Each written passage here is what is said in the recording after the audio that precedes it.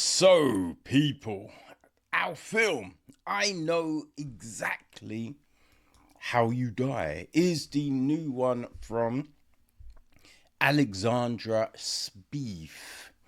It is written by Mike Corey. Okay, so the film is also produced by Mike Corey along with Bobby Liga and Rushabh Patel. It is executive produced by Tara Willis, Rebecca Kling, Aristotle F. Cardi, associate production from Christopher Berghoff and Daniel Boyd. Arindam Jurakan handled the score. Michael Colbrenner is on cinematography. We have got editing duties with Katie Dillon. Okie dokie. Okay. Yes. Tara Willis handles special effects. Alban Vaiti, Raghav Rai, Ayush Rai, and Somet Shavan are on visual effects. Zachary Lippert took care of stunt coordination. And our cast. Well, we have got Rian, played by Rushabh Patel. There is Katie, right, played by Stephanie Hogan. We have got Amy, played by Krista Cherie. Brandy, played by Kate Weiland. Jack is played by Zachary Lippert. We got Emily, played by Summer Hernandez. Naja, right? The motel owner. She's played by Raya El-Hashab. Dan Stover, played by Daniel Boyd. And Bobby Liga is our stalker. Okay, so what is the film about, you may ask? Well, Rian, a struggling horror novelist seeking inspiration, checks into a remote mountain motel to isolate and finish his book. Haunted by heartbreak and creative paralysis, Rian begins writing a story about a woman named Katie Walters, a drug counselor fleeing a violent stalker. But as he writes, the lines between fiction and reality begin to blur. His scenes start coming true. At the same motel, the real Katie is hiding from a deranged ex-mailman. I mean, militant mailman. They're the same thing, right? Yeah, ex-mailman turned serial killer, Hector Darby's, who has followed her into the mountains. When Rian and Katie meet, their shared experiences confirm the impossible. His manuscript is somehow manifesting real events, including the stalker's murders. As the deaths around them escalate, Rian realizes he might be both the author and the architect of the horror unfolding. Trapped in a nightmare of his own creation, Rian races to rewrite fate before the story's final chapter. Katie's death comes true. But the motel itself seems cursed, feeding off the imagination of its guests and turning written words into bloody reality. In a chilling final act, Ryan must decide whether he can change the ending or whether the story will consume both author and the subject in the process. Dum dum dum. So yes, that, people, is the film.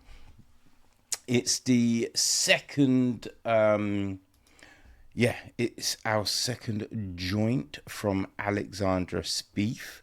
I think as well, it might be Mike Corey's first written film to make it into, production and all of that, right? We do have a producer's statement. It reads, "I know exactly how you die. Started about 5 years ago in the middle of the pandemic on a Reddit board.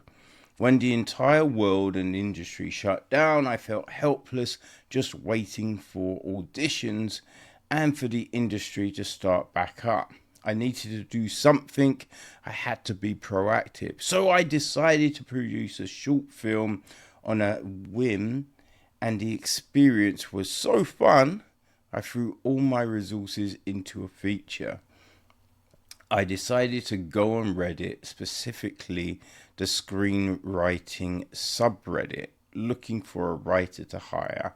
I was subsequently met with the comments poking fun at my inexperience and how I was delusional about this entire undertaking. Luckily, my future writer reached out privately via DM, and the rest was history. For the next 5 years, this feature was the main priority over everything. I sacrificed time with friends and family, but it was all worth it. It took us years to get the script in a place where we felt it was shot ready. While we were preparing the script, we began location scouting as well. A little rinky-dink hotel tucked away in the cold air of East Stroudsburg, Pennsylvania, was the perfect location. It was a place I had frequented as a child, and I knew the specific energy this place brought would be ideal for I Know Exactly How You Die. The hotel was a character itself, one whose essence oozed in every page of the script and every frame of the film. The feeling of isolation and mystery engulfed our entire set and enriched the movie in ways we couldn't even have planned for. The script was developed with the idea of exploring manipulation. How does one overcome that? How does one recognize it in the first place? Themically, we wanted to explore the idea of what happens when you face your biggest fear. I Know Exactly How You Die provided us with an opportunity to tell that special story. The last 5 years have been an emotional roller coaster, and I wouldn't have it any other way. It was the ultimate learning experience and reinforced my love of filmmaking in ways that I wouldn't even imagine in my wildest dreams. It was the horror of a lifetime, and I hope you all enjoy I Know Exactly How You Die as much as we had fun making it. So, that is it, people. That is basically the gist of the film and everything. And, right, it's always interesting how these things happen and work. And I think we did see a lot of yeah, these kind of stories come out due to lockdown, right? So I think we will hit that point, looking back, and we have all of these things with these weird kind of, themes running through them. And we'll be able to pinpoint, what I mean? You watch it and be like, oh, yeah, that was a lockdown joint, right? So, yes. With this one, I don't know how well the manipulation thing comes through, right? Because, we've got this guy, he's, split up with his girlfriend. I will say, Ryan, he does seem, well, angry and confused, right? They seem to be his default emotional states, right? Whenever we see him, it's either one of those. He's angry or he's confused. Not a lot of in between, really.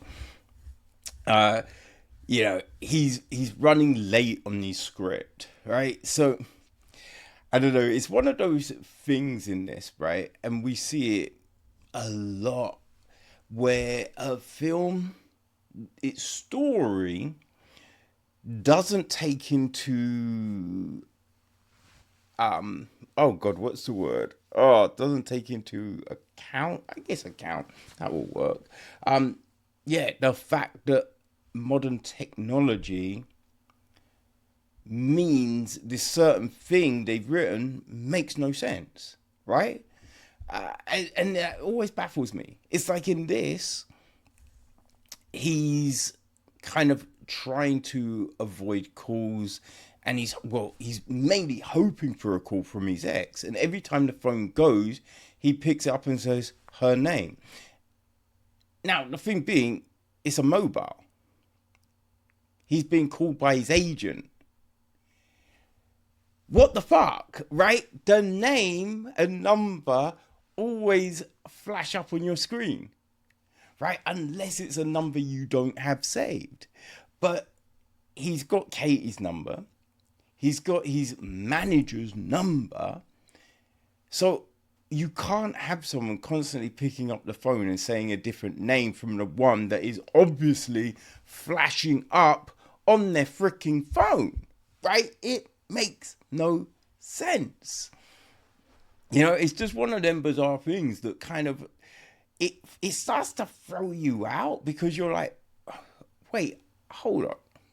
The phone is flashing a number, is flashing a name. Why is he answering it in that way? Like, it's kind of bizarre, But I think as a story device, this is okay, right? This is like it kind of reminded me of Stranger Than Fiction, which was, how good is that film, right? That's a tremendous film. Now, this, when I say it reminds me of, not in like how good or anything, it's just the fact that they both had this device of kind of, the writer having their words come to life in a way, right? With this one, it's, well, we have these things that are going on. Like, even there's a bit when he's walking, he's got his room and he's trying to find it, and a girl's in front of him and she thinks he's following her. And he's like, oh, I'm looking for my room. But as we're watching him, he's never looking at room numbers, right? He's just walking ahead, looking ahead. And you're just like, in that scene, you'd have wanted him to kind of be looking to the side, trying to check the number, right? Or at least maybe being like, it was, I think it was 261, right? 261, or maybe it's, did I write it down? Or something, right? So then, when you have the confrontation, that makes a bit more sense, right? Because he's not. We don't see him looking for a number, So he is kind of right, right? If it was reverse, it would be a different thing. But also, you weren't looking, right? And the thing that makes it a different thing is a little girl ain't really gonna threaten a big dude. You know what I mean? Now, obviously, right? You like maybe she's got a weapon, maybe she's been training boxing or MMA for years, so she's deadly, right? And she'll kick you out.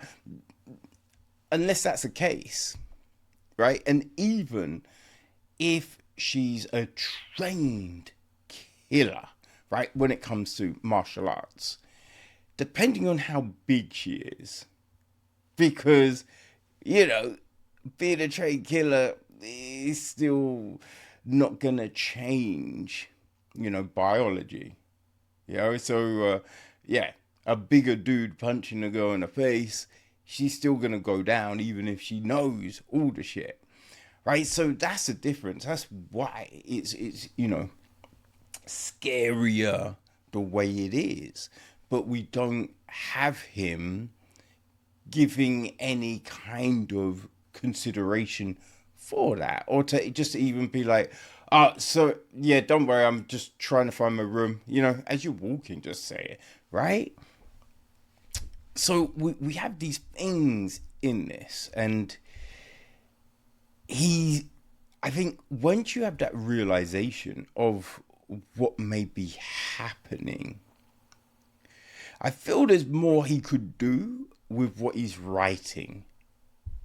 You know what I mean? At least maybe have him try some different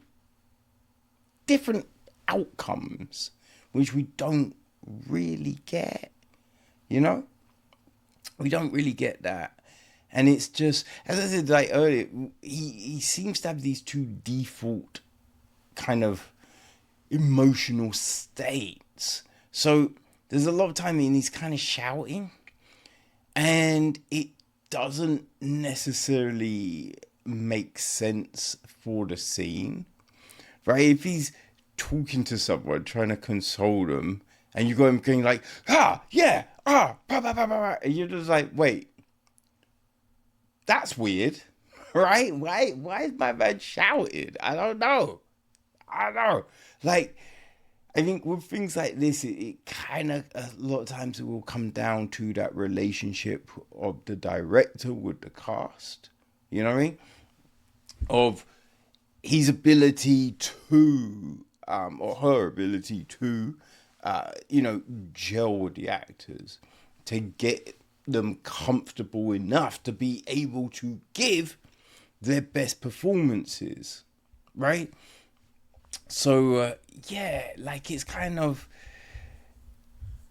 I felt kind of went off track at a point and didn't really come back.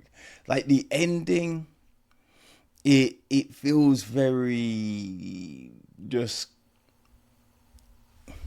messy, right? Feels very messy. It's kind of like you've got a hole in your trousers, right? And you're thinking, oh, how can I make this, cover it up so it doesn't look too bad and I can still wear these out. And, it's black trousers and they only have, an electric blue patch, right? It's going to look out of place. And there's a lot that feels out of place for me with this.